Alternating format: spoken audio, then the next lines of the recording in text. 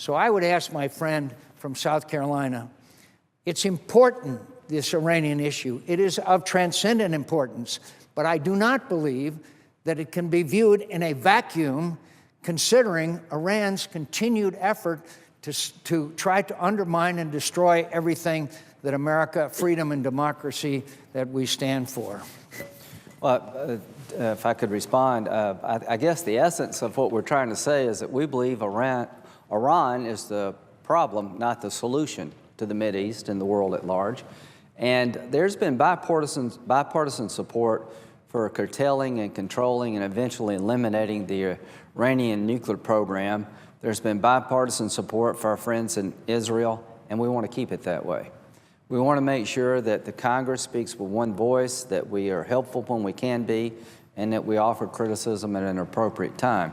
I guess the concerns that we have about this agreement is getting to be more like North Korea in a fashion that makes us all uncomfortable.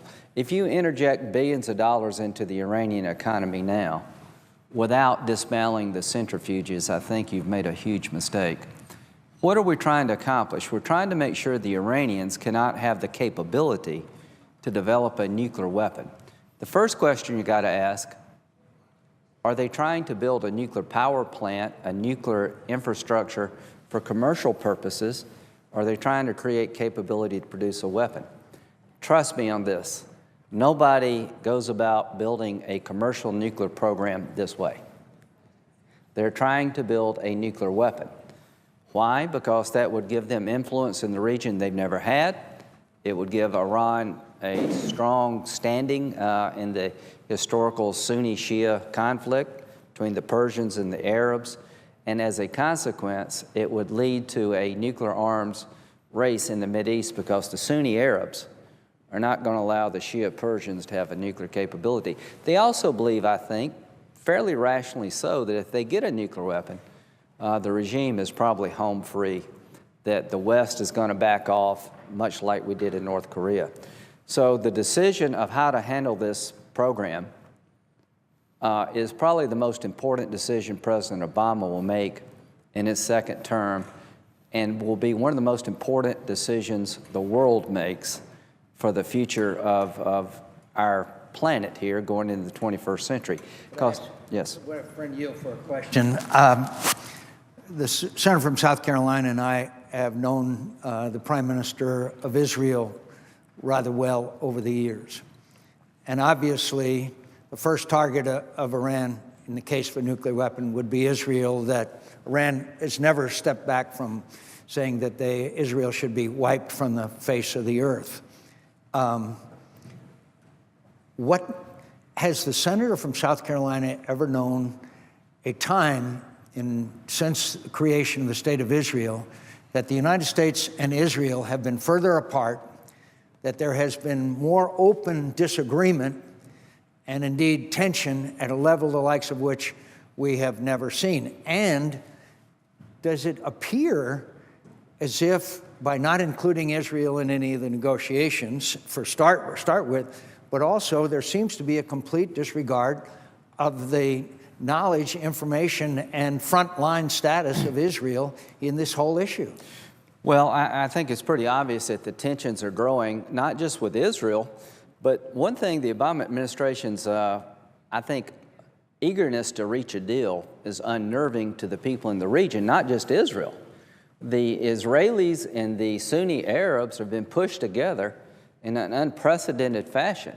You're hearing out of the Arab community the same concerns out of the Israeli community. So that's an odd alignment, but I think... And haven't the Saudis already basically let it be known that if Iran acquires a nuclear weapon, that they will be right behind? Oh, absolutely, it'll create arms race. But one thing, there's a positive note here, the Congress itself.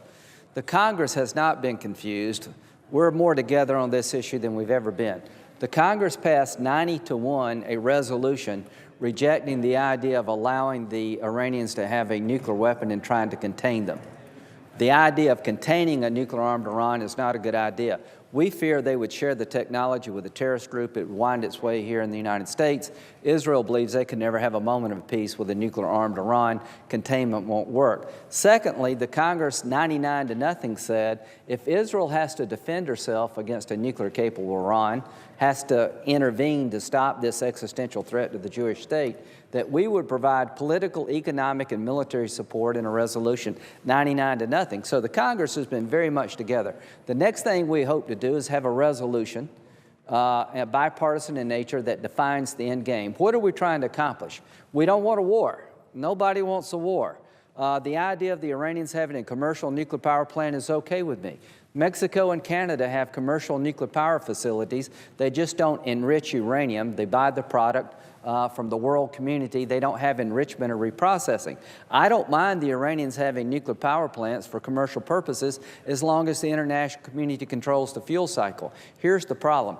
They're insisting on the right to enrich, and the problem is you can take uranium and enrich it to a certain level for commercial purposes, and with today's technology, you can break out and have a nuclear weapon very quickly. So why in the world? And could I ask, aren't the parameters of this proposed agreement that to allow them to continue to enrich materials? The concern the Israelis have and you and I have is the number of centrifuges available to the Iranians is into the tens of thousands now, pushing from 18 to 24,000. Who really knows? But the advanced centrifuges that we're talking about can take 3.5% enriched uranium and go to 90% to get a weapon in just a matter of weeks, if not months. So here's the rub. I think the Congress will speak with one voice. We don't mind a commercial capability for the Iranians as long as you control the fuel cycle. As to the previously enriched uranium, particularly the 20% stockpile, turn it over to the international community, that's the UN position. Stop enriching. There's no right to enrich. And at the end of the day, this plutonium heavy water reactor that you're building is a threat to Israel beyond belief. Dismantle that reactor. You don't need a heavy water plutonium producing reactor to engage in commercial power production. So these are the things that we would like to let the administration know that would be a successful outcome regarding the Congress, and they actually mirror the UN resolutions. So I'm hopeful that we can find a way to end the nuclear program in Iran in a win-win situation for the Iranians and the world at large. But here's the one thing we can't afford to do is get it wrong with Iran. And these negotiations, the interim agreement, as Senator McCain so well stated, sent chills up the spine of almost everybody in the region. So if the Iranians insist upon enriching, to have the ability to take uranium and enrich it in the future, I think that is a non-starter. That would be incredibly dangerous. And you'll wake up one day with a North Korea in the Mideast. And the one thing I can tell you, if the Iranians get a nuclear weapon, it will be far more destabilizing than North Korea having a nuclear weapon on the Korean Peninsula. It will open up Pandora's box. So I am hopeful that the administration will go into the next round of negotiations eyes wide open, understanding where the American people, the international community is at, the people in the region. And if we get a deal, it is a good deal. And what's a good deal? To make sure the Iranians can have a peaceful nuclear power program but can't get a bomb. And the only way they can get a bomb is to have enrichment capability as part of an agreement. If they insist on enriching, that tells you all you need to know about their intention. Mexico and Canada and 15 other nations have nuclear power plants for commercial purposes, but they don't insist on enriching uranium to provide the fuel. If they insist on enriching, that tells you all you need to know about what their true intent is. So, Senator McCain, thank you for bringing your voice and, And it's also true that the right to enrich is undercut by their many years' record of deception and efforts at acquiring a nuclear weapon. And finally, again, I want to emphasize, our Israeli friends are on the front line.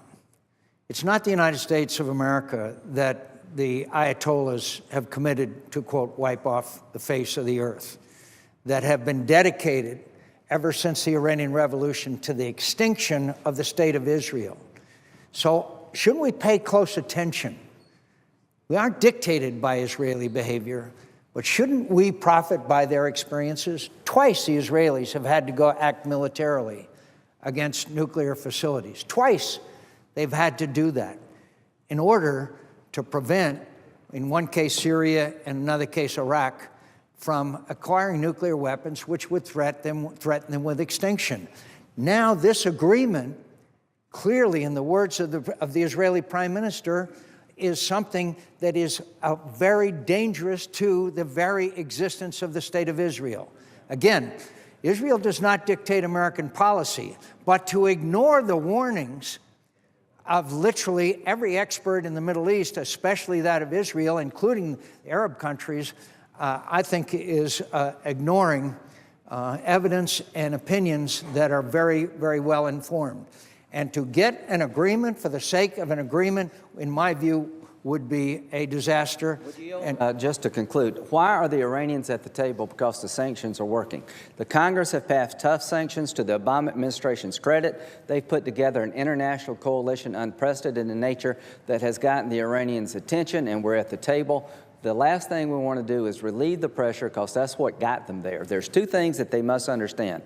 Until you abandon your nuclear quest for a bomb and replace it with a reasonable solution for commercial nuclear power aspirations, we will continue sanctions, and the threat of military force is also one of the things that got them to the table.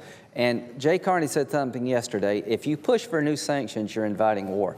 I would just like to respond. I think the reason we're having a peaceful opportunity moment here is because of the sanctions. If you back off now and infuse billions of dollars into the Iranian economy and you leave the centrifuges in place, you're inviting an attack by Israel. If you don't shut down the plutonium heavy water reactor, Israel's not going to sit on the sidelines forever. So to not have a continuation of sanctions until we get the right answer is going to invite more destabilizing the region. And you got to realize that Israel's in a different position than almost anybody else. They're close. The Iranians have talked about wiping them off the map. And when it comes to the Jewish people, they don't take that stuff lightly anymore. When they say never again, they literally mean it. And can you tell the Prime Minister of Israel, given the behavior of the Iranians in the last 30 years, that they're just joking? Can you tell the people of the United States if the Iranians got a nuclear weapon, they wouldn't share it with a terrorist group to come our way? Name one thing they've produced they haven't shared. So this is a moment of history. This is the biggest decision President Obama will make, and I'd like to help him make the right decision. I'd like to help the world to resolve this problem without a war, but here's the situation we find ourselves in. If you attacked Iran to stop their nuclear program, if you couldn't get a peaceful ending, you would open up Pandora's box. It would be difficult. But if they got a nuclear weapon, you would empty Pandora's box. That's the world in which we live in. We've got a little time left here to get this right. I hope we can.